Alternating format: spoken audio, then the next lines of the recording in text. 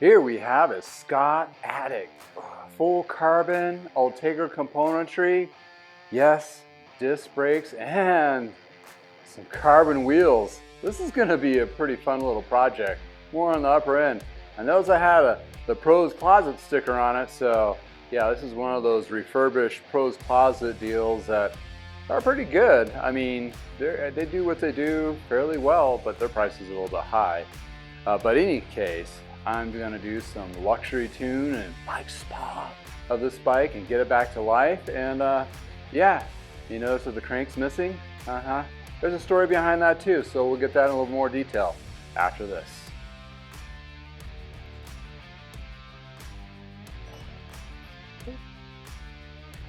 Welcome to I Know a Guy Bicycles, hanging out with the guy. Hi, I'm Justin the Guy. Obviously I have a garage shop. Take scary out of used, one bike at a time. If you want to be kept up to date on latest projects and topics, please like and subscribe.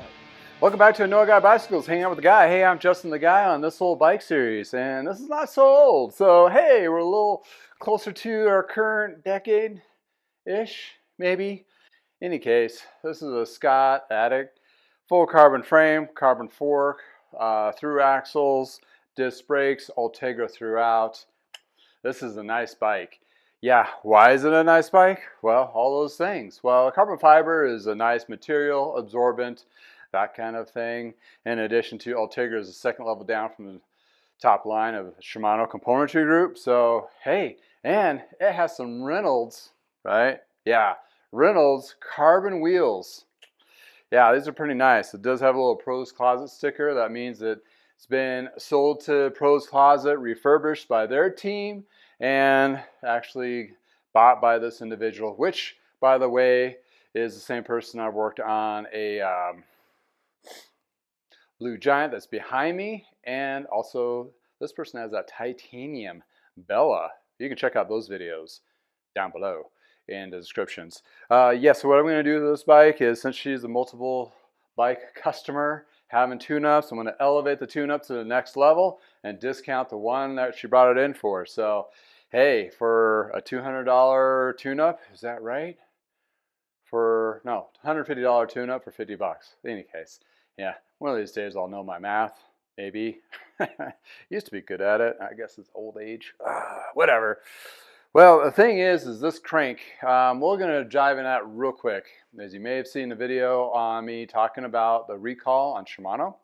The Shimano Ultegra and Dura-Ace cranks from 2012 to 2019, they basically started delaminating. And not all of them, very few, and they were reluctant to do this release since like 3 to 4 years after the actual ending of production of this. So it's one of those things that it's a recall that they call, which I've never heard of before, a volunteer recall. Basically what they're suggesting is, since a few of them did fail, have them inspected. It's not a total recall like the movie, but it's a partial one in the sense that if it does fail, they're going to take care of it, which is great because componentry usually only has 1 or 2 years of warranty. This basically takes this crank and its warranty for pretty much life-ish, however long. Reason being is I had to deal with a Shimano recall for crank sets, and they have 3 different models in the 90s and also some brake springs. And if you're a mechanic that worked that particular time, you know what I'm talking about. The C12s and the A5s and 10 or 15s or something like that. Yeah, those were nuts. And the little plastic brake springs on the calipers, yeah, those are crazy too. In any case, that was still a complete nightmare. And they still warranty those today. They don't like it. They don't like it whatsoever because now they don't have the cranks anymore. So they'll replace it with a whole new drivetrain. It's the bottom line drivetrain, but it's still a drivetrain-ish. In any case, back to this bike. I had this one inspected at a local Shimano dealer. You have to be a Shimano dealer to actually do the certification notice on it. I mean, obviously I could probably inspect it myself and be fine, but I don't have a means of logging the serial number within their database, which is something I definitely would do. Plus, it's always good to have an extra set of eyes, right? It's just one of those deals. So I provide a receipt when I have these inspected at the shop that I've taken it to. So the customer, either being a tune-up or a new bike, they've been inspected. Yeah, they're saying they need to be inspected every 6 months to a year, that kind of thing. Yeah, it's kind of a pain in the arse on that one, but hey, you know, it is what it is. Most likely it will never fail. If it does, you get a new crank. That's probably the best takeaway of getting out of it. They said they've hadn't had any injury claims from this recall, and you know, whatever. But in any case, let's dive into this. This particular bike definitely has looked like it's been used. It has some dirt to it, so I'm going to give it a little bit of elevated tune. In other words, I'm going to clean the drivetrain, put it on the ultrasonic cleaner. This one is getting a new chain. They're going to bring in some new tires for me to install as well. And I'm going to kind of clean this frame up, make it really nice, and put some, you guessed it, some little bit of protective coating called ceramic coating, like you do on your car, but you know, for a bike. And bike paint and car paint is very similar, and actually some bike paints are pretty stellar. So we're going to bring this one back to beautiful life and give it some extra TLC and much loving that it's been. This person rides and rides a lot. Good for them. They have a big event coming up in next December, so about 9 months from now. That's one of those things where you want to make sure they are dialed and feel very comfortable with the bike that they have. It's tuned and ready for the season for that training. In addition to, if they need to have it redone, refreshed before the event, they know who to talk to. The guy. In any case, let's dive into this. This is kind of exciting because I don't get to feature very many through axles. So a lot of these are Allen key. So you get your Allen key in there, and basically you just unscrew. What's the nice part about this, each time you go through and put the wheel on and off, you don't have to worry about the brake caliper so much because it's perfectly aligned. And again, in this case, I put the derailleur all the way out to the small cog so the wheel drops out. Here's the tricky bit though. You do not want to hit your brakes while the disc is out. The reason being is those brake calipers are pressed out and then they'll need to be reset. So if you're transporting it or you're worried about it, the brake pads getting hit, take a little piece of cardboard and slide it in between to hold it in place. That usually does the trick. Sometimes the bike shops will have those little pins, plastic inserts that you can put in there too as well. And when I take this, I'll be taking the brake pads out and cleaning out the pistons and cleaning out this whole area. You want to clean the brake pads themselves with rubbing alcohol, and that actually will get a lot of the grime off. And then you can, a trick is also burning them. Also, not on the bike, the pads individually. And the disc itself, you want to clean the disc off with rubbing alcohol, and when it evaporates, it's ready to go.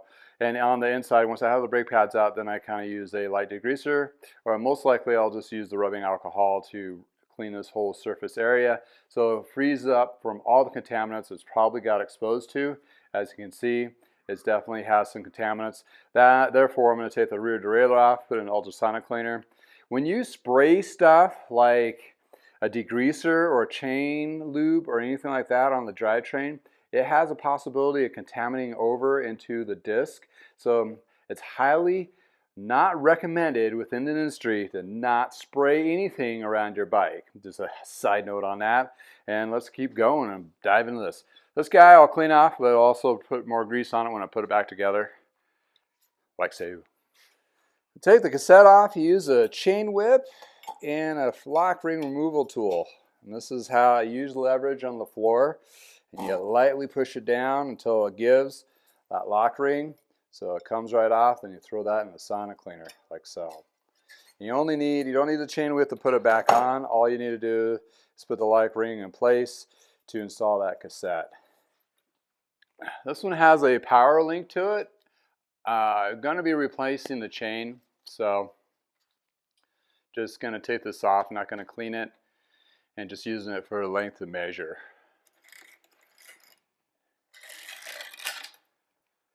So on this derailleur cable end, it's outlet crimped, so I try to crimp it the opposite direction using my needle nose here and lightly kind of tug down on the cable to try not to fray it so I can reuse it to thread it back through the actual derailleur itself. Here, and so gently take the cable out so I can release the derailleur. Also, to make things easier, going back, I take these needle nose, get right to that bend, and try to straighten that cable back out.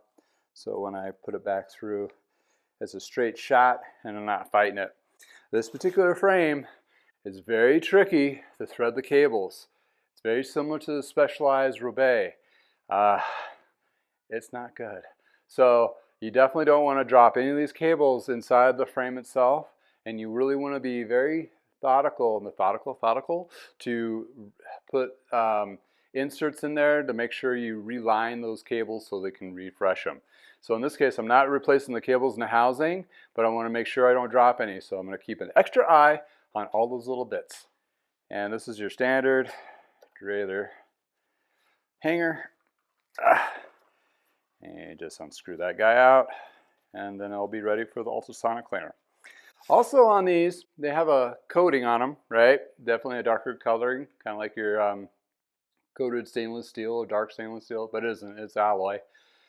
I like to use ultrasonic cleaner at room temperature, if not colder. Reason being is the heat will kind of scar up this, but with the simple green 1:6, 1:7 ratio, 1 part simple green, 6 to 7 parts water, it doesn't eat away at the finish, so that protects the finish, but yet you still have the benefits of cleaning all the little gunk outside. So trick on that, avoid this kind of coating with any heated ultrasonic cleaning power. I have a video on this derailleur. It is a tricky bit to adjust, so definitely look that up. I'll put it in the comments below. What you want to do is get this little cap off here, and you see that housing or the bit end cap is crimped in, and this kind of threads through and up and over. So it's really tricky in that aspect of it. You have to be kind of mindful when you set it up, but taking it off, you want to make sure you don't want to lose that, because that little plastic bit right there, that's a $12 part on eBay, so don't lose that. And it's kind of not necessary, but it is nice to keep that cable out of the way. And this derailleur, if I remember correctly, this cable goes underneath. There you go. See how it just lays through there. And this particular kind of cable has that Teflon coating, which is supposed to make it a little bit smoother. And this little boot thing is not supposed to be up there. That needs to go down into the frame down here to prevent contaminants going out. So I'll be checking that and inspecting it. Since I have the bottom bracket exposed here from taking the crank off, we're going to take a little bit extra look at that when we do some extra cleaning. And now I'm just going to remove the front derailleur like so. And this particular derailleur, you will have to follow all the instructions to relace that cable. It's not as straightforward. The whole adjustment on it's a total reset, so watch those videos. Second first, similar to the first, you slide your Allen key in all the way to unleash the through axle kraken. Slides that out, and that should just boop, slide right out. And again, be mindful of the calipers like we talked about, and there's the disc rotor that'll need to be cleaned. Yes, and with truing the wheels, you got to have a special fitting in your truing stand to hold these in place.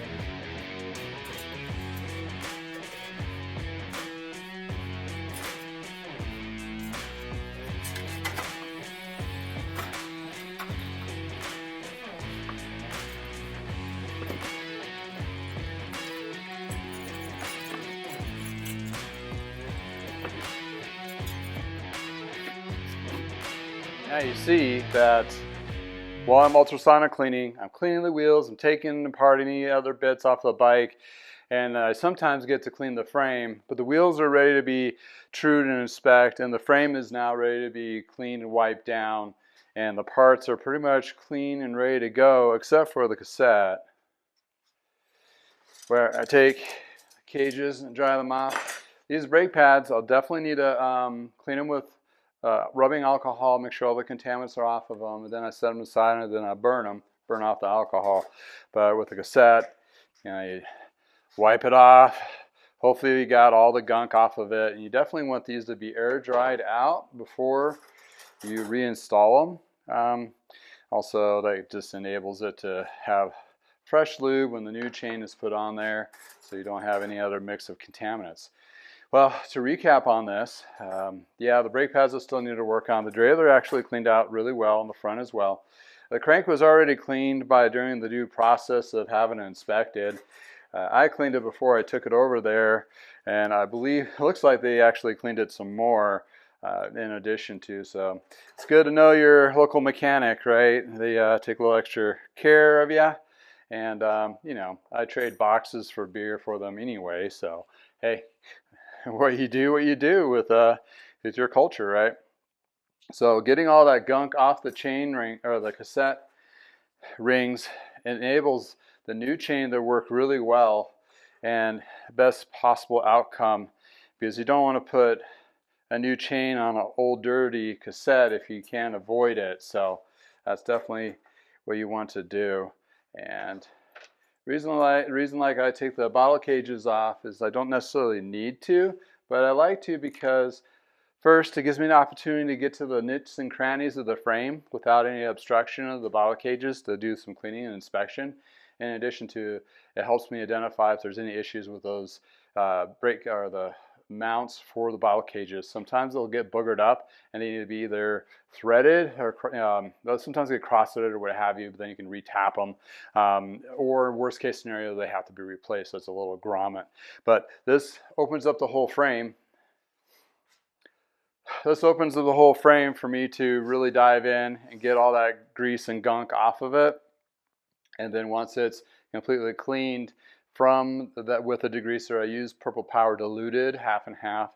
And then I apply also a surface cleaner prior to putting on a ceramic coating. And the ceramic coating is going to give it a kind of a more of a shell, like a candy kind of gloss to it, which is very awesome. But it added protection, UV protection, water damage protection, all those good things. So it enables that. And when I'm doing a bike, stripping it down to this level anyway, you might as well do it because I'm already at this point and it's easy for me to do so. Like I mentioned before, I'm going to clean out the brake calipers with rubbing alcohol, make sure they're all clean from obstructed, make sure the pistons are back, so when I reset those brake pads, they get reset equally. And from there, we'll just keep diving in. And once the parts are all clean, the wheels are true, we'll put it all back together. So with through axle, you have to have a converter like this guy. This is which kind of sandwiches those axle piece together so you can actually get it in the truing stand. By example, and also with the rotor, it has to be on the rotor checking side gauge. Let's use the right terminology, Justin. The right gauge. So you want to get that in there straight as possible. We still true these, make sure they're true. And with these plastic covers, they prevent scarring of any of the rim itself, the carbon rim. And this does have your standard spoke nipples, so you use your spoke wrench. But this gauge here is what's to gauge the rotor, make sure it doesn't wobble back and forth. You want to be straight there, and there is a tool for that to prevent it, like so, to manipulate that rotor.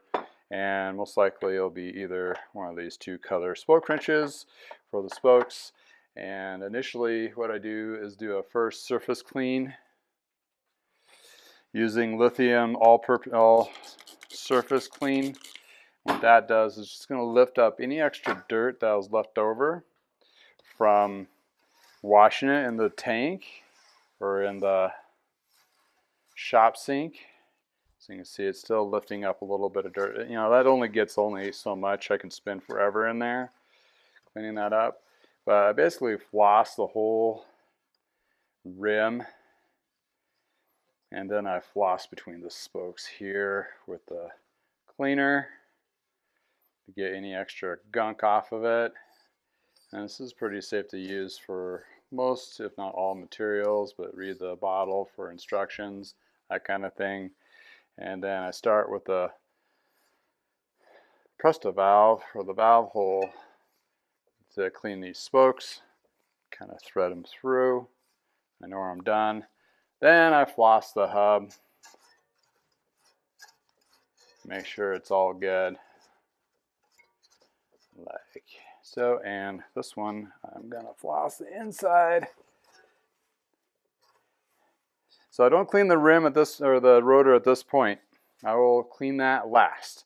So once I have everything clean, then I make sure that the wheel is true, and this has some little bit of decaling on there.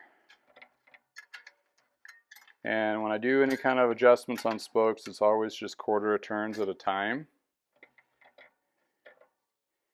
And you look between the both gauges and whatever side you need to manipulate to draw over. And if you want to learn how to true wheels, go to your local bike shop, get a wheel that's already toast. They'll have some laying around, or give them a 6-pack of beer for one that they'll hold a set aside for you. Then you can take it home and terrorize it without damaging a brand new wheel, or a wheel that's already good, and that way you can understand how to manipulate the rim by tightening or loosening the spokes. So, still got a little bit of rubbish here, so we're gonna take care of that. All right, we're pretty straight. So I know the rim is straight, the spokes are tensioned, the hub is adjusted, it's smooth, and now I need to clean the surface of the rim and the hub, but I'm going to do something special here. Just for giggles, I'm going to put a little bit of a ceramic coating, and I spray it on the applicator pad, not directly onto the wheel, and just give it a light coating. And if you're using a rim brake surface, you can go ahead and apply this. Then once it's dried, take rubbing alcohol to the brake surface to clean, which we're going to be doing with the rotor momentarily. So I'm going to put a coating on that. This is just going to bring out the carbon coloring, which is awesome, but also it's going to give it a layer of protection, and it'll help the water bead and drop off. The carbon will have a clear coat of some kind of protective on there anyway. You're basically treating that, it's not raw carbon. Raw carbon is, you definitely want to cover up raw carbon. They used to do it back in the 90s and realized that's something that needs a clear coat of some sort, even if you want to keep it nude, and go from there. So I'm just adding a little bit of coating on the spokes here just for added protection. A couple more squirts, not a lot. And then that's why I like these kind of pads. I can fold up and just kind of roll it through the hub inside. That actually gives a good coating, and then I can do the external wiping on there. Once that's dry, I take a fiber cloth and then wipe off the excess. But before that, while I'm letting that dry, I'll take a completely clean cloth, use some rubbing alcohol to clean the rotor. Here's my clean cloth, straight out of the paper towel box that you can get from Home Depot, Lowe's, or I got mine from Walmart. Basically put a dot on there of liquid, pinch the rotor, and just let it slide over that rotor. What that's going to do is going to clean that rotor and all that gunk off. That's going to help it from squeaking and making a whole bunch of noise. Once I have that clean, then I take my gauge, I'll line it up, and you want like a light behind it so you can see the gap. And if there's anything that needs to be manipulated, a lot of these will be just straight. You won't have to do much at all. And if it does, it just takes just a little bit of, not much, just a little bit of maneuvering. Since it's stamped still, most of these will want to go back to its original position of being flattened. So that's all you need to do by recorrecting it. If it gets too out of whack and wonky, the rotor will need to be replaced. So that rotor is good. And now, since it's dry, I just take my fabric cloth and wipe it off, and you can see right off the bat how shiny it gets. Whee! How slick is that? Nor is the tire super nice looking. The rim is shiny. The spokes will have protection on it. And the hub is matte black, so it's not going to really show too much of a shine, so you don't have to worry about that. But it does, this particular ceramic from Lithium, Ceramic Slam, and other ceramics out there are used, you can use on multiple, it's multi-purpose on multiple materials like glass, rubber, plastic, chrome, that kind of thing. So you should be good to go on this guy. Just another little wipe over. And if you really want to go crazy, you do one coat, wait like 5-10 minutes, do another coat. Or if you really want to do a super stack, you wait a few hours, then reapply, wait a few hours and reapply. You probably don't need to do it more than 3 times. 2 times is probably the max I'll do on most of anything of mine. One coating on this will be superb. It's way more than what it was before. So this wheel is true. It's polished, inspected, made sure there's no cracks in the carbon or any of that nature, you know, crazy jazz, and we should be good to go. Also, to get a little crazy, I definitely inspect with a high power light and my super goggles. Yeah, to make sure that all is good, because the black carbon rim is kind of hard to see without, you know, I don't have direct sunlight right now, so I kind of need to use some extra lighting to ensure that all the spoke nipple around the areas are free from cracks and obstructions. Also, carbon rims you do not want to hang on a hook in the garage. No, that's a no-no, because these are not super, well, this one's pretty thick, but some are not thick at all, and I've seen damage from that. Even though it's a 20-pound or less bike, the carbon rims are very weak at that juncture of hanging, so you do not hang it by the hook. Well, this one looks like it's pretty well intact. So those brake pads I was talking about, yeah, just take that rag that I use for trimming the wheels and just clean these guys off. And you also want to clean the spring that spreads them apart. And if you want, you can throw that in ultrasonic cleaner as well. Don't know if it's very advisable to put the pads in there, but probably not. Get these all nice and soaked. And I have the springs, those are clean. Then I put in a safe place to light stuff on fire. Get it a good coating.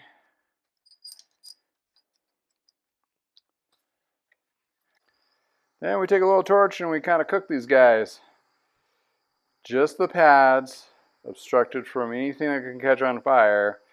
I'm going to burn off that rubbing alcohol, or you can let it air dry. But burning also, if there's any kind of oils and so forth, you're going to smoke it. So not super intense, just enough to dry it off and burn off any kind of oil contaminants. You let that cool down, then you can reassemble. Now we're at the cleaning stage of the frame.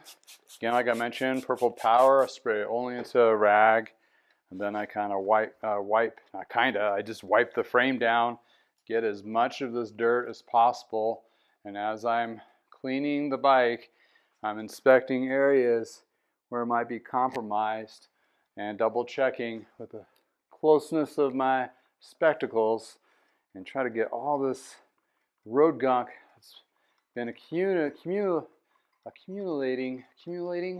over the years since this last has been tuned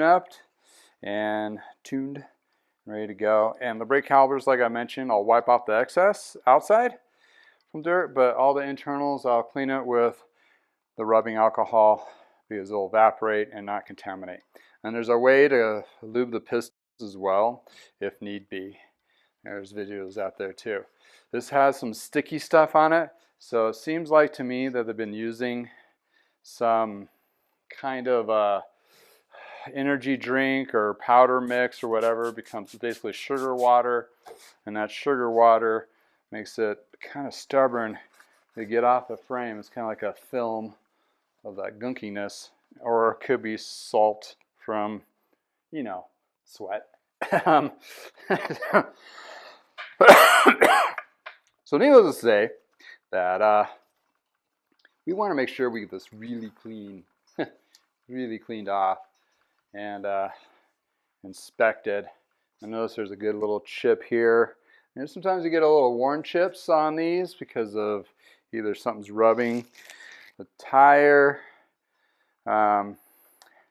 gets up, you know, mud or something, or the tire explodes and rubs up against the frame, flats. There's various reasons, but you just want to double check that wall thickness if you can, and check for any kind of questionable areas. There might be cracks of any of that nature within aluminum or carbon. And I don't just look at the top of the frame. I go underneath and double check if there's any chainring scarring from chain popping off, which has happened there. So I'll give that a closer look and try not to rub off the serial number sticker.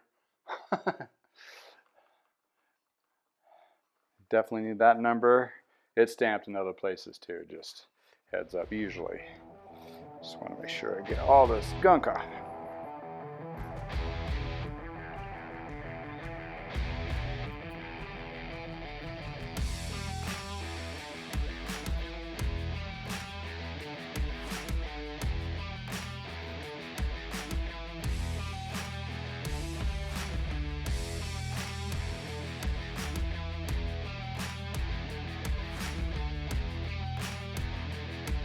So once I have it all clean, then I apply the ceramic coating, and then we're off to the races of getting this put back together. So let's keep cleaning this. This has like it's a teal color, which I think on top has some kind of a protector or like a matte finish, kind of sticker kind of thing. So, you know, obviously we can protect that, but I want to make sure I get it nice and clean before, you know, you don't want to put any ceramic coating on and kind of entrap or encapsulate any dirt that's underneath that. So I'll be doing this a couple times, and then we'll put on a coating, and I'm waiting for my parts to dry anyway. This gives me a little extra time to give this a thorough inspection. There's a couple, I wouldn't say questionable, but there's a couple areas that want to be looked into very closely. Make sure there's nothing that's compromised. So I got the 2 layers of ceramic slam from lithium on the frame, and this is where I go ahead and do a little polishing, buffing with the fiber cloth, and it is definitely turned out to be pretty clean, super high gloss shine in these areas. So after this, I'm going to clean off the brake calipers with rubbing alcohol, and then reinsert the brake pads. After that, I will install the crankset, front derailleur, wheels, rear derailleur, new chain, and adjust, and then she should be ready to roll once again. So let's just dive into this extra little bits and take her to the finish line. Woo! Finish line.